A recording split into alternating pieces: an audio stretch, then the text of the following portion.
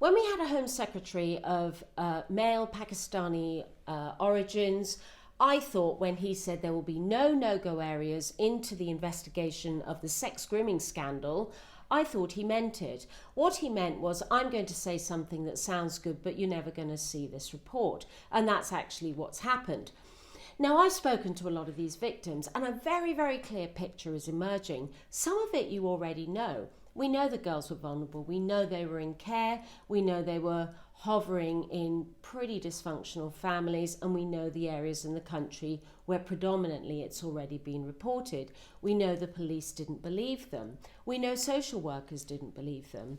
But of course, one thing that never really comes out in the press, and is something that you get in the private conversations, is that these girls had babies.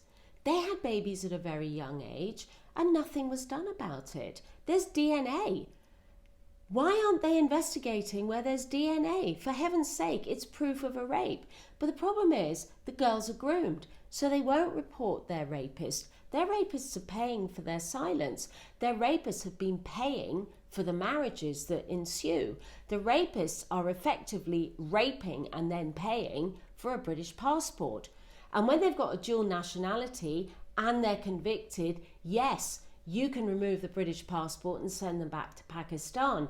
But if they're going through care proceedings, claiming to be Disney Dad of the Year, and they want contact with this child who may or may not be theirs, by the way, because the girl may have been paid to say it's theirs when in fact it isn't, these guys can't be deported. They are walking amongst us, and there are very many of them. They're in gangs. The gangs are violent. They seek retribution for anybody who blames them for it. And our government continues to refuse to record these as race hate incidents. That is absolutely down the middle what they are. And we need to know how many passports were issued to these guys during those years when they were taking horrific advantage of these poor girls.